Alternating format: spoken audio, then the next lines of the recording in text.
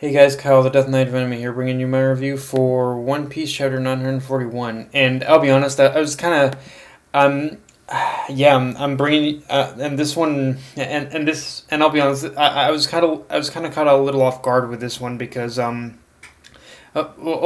all of a sudden I look on, I look on Manga Rock and suddenly, it basically updates. It updated the new One Piece chapter, which I was surprised by, but I was surprised by, but then it actually occurred to me that pretty much because we basically are still in the April month and it's the Easter month, and that pretty much Japan has Golden Week as well. So with knowing I assume I forgot that Shonen Jump has a habit of trying to get their of getting all the chapters of their series out as basically early as they possibly can. So yeah, I guess I'm bringing you this one a little early because of Golden Week, I guess. But of course, because of that, of course, by the same token, because of Golden Week, we're pretty much not going to get, we're basically not going to get another chapter next week, which honestly I'm okay for. I'm completely fine with. So yeah. Um, but with having said that, again, this is One Piece chapter 941. So with this chapter, we basically get the huge reveal that the old man, who's basically that the old man's real name, the old man's real name, whose name Tonoyasu. His real name is actually Yasu'ie. And what I like, and the thing, and what I really like about this reel with him, his real name from Yasu'ie being revealed, is that is that the chapter itself, it actually kind of eased us into the initial reveal of him being a thief, so that so at the point where we get the big, more important reveal of him being a daimyo that basically served along Owen's family, it's both a shock, yet at the same time it makes so much sense when you basically when you look at everything that we've learned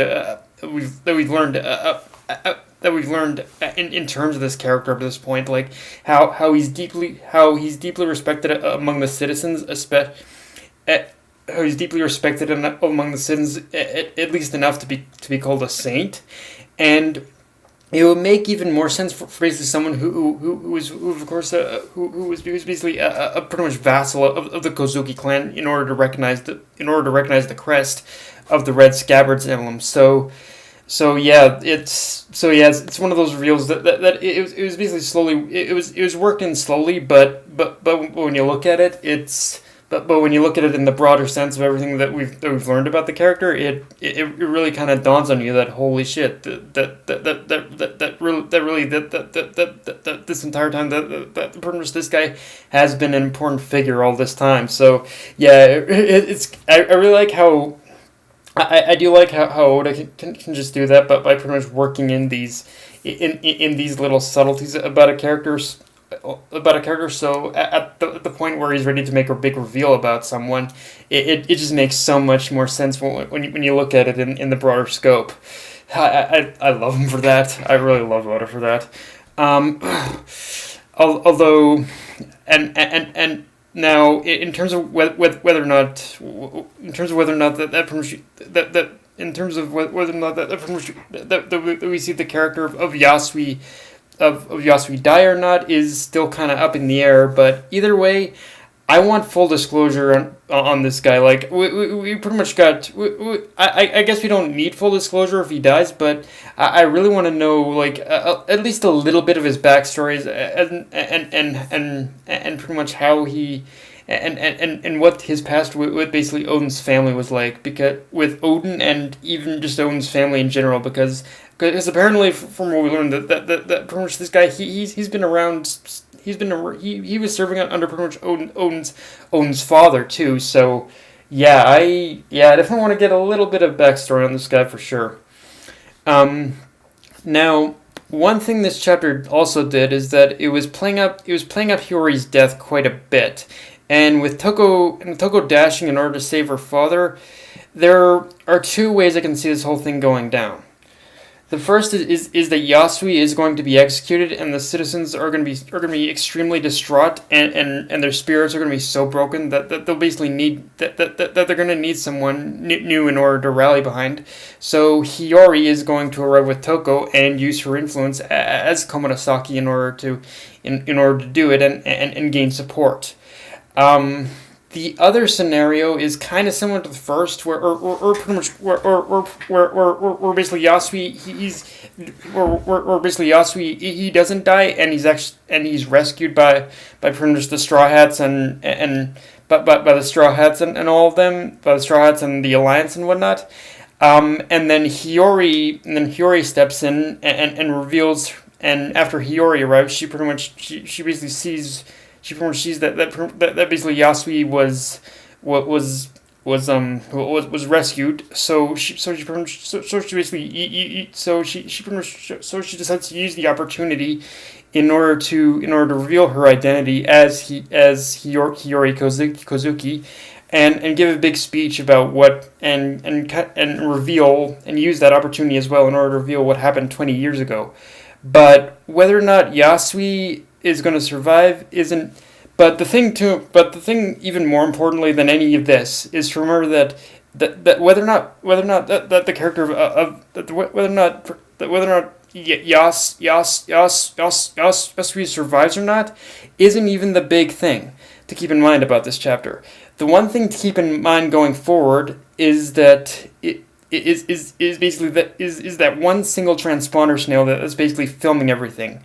Like with that one there's a transponder snail in this chapter that's basically recording the entire event, and as weird as it sounds, with basically how much Oda was putting emphasis on that one transponder snail, it really makes me think that transponder snail is basically going to be the key that is going to dismantle Orochi's rule. But and it doesn't matter who basically reveals the truth. Like what happens or anything. Like I think at this point, like we can assume that one for one reason or another, with everything being recorded, Orochi's rule is going to be dismantled at some point. It is going to be dismantled extremely soon. Like with that transponder snail's eyes on everything, it's kind of inevitability here. At least from what I'm seeing with the setup here.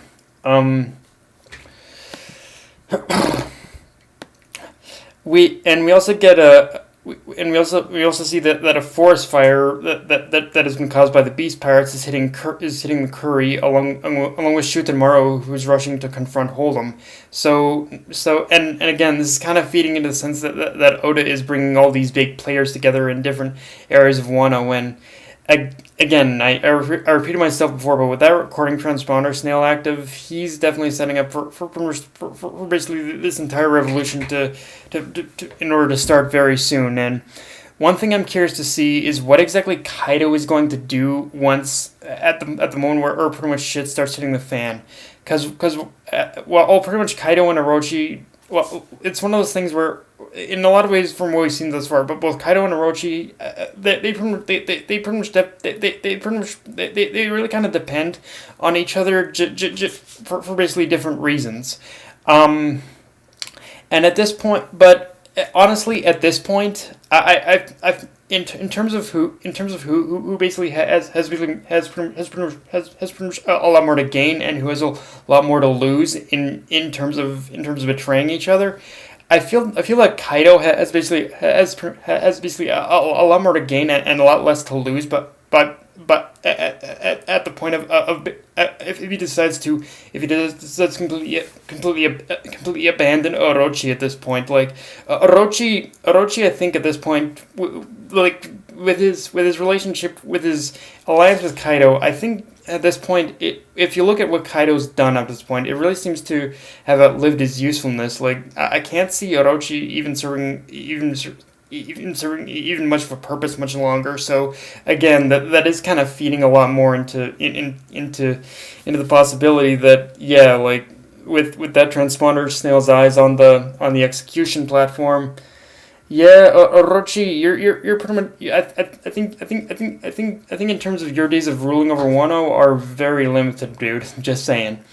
Um, and beyond that, we get a brief scene of the in the prison mine with Luffy and pretty much Hyo, where we learn that they've essentially eaten all of Queen's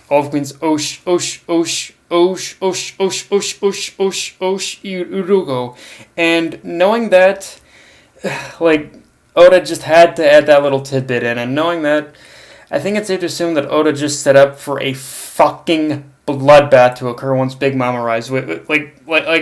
Like Chopper pretty much said, he promised Big Mom that there would be some pretty much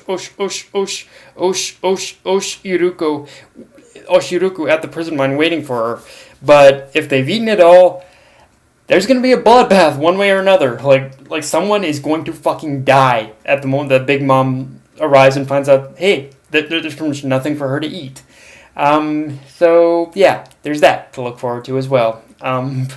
But yeah, guys, that's pretty much all I've got for this review. If you enjoyed the video, like, comment, subscribe. Follow me on Twitter, Facebook, and list your Crunchyroll. Death Knight of Anime, signing off. Later, guys.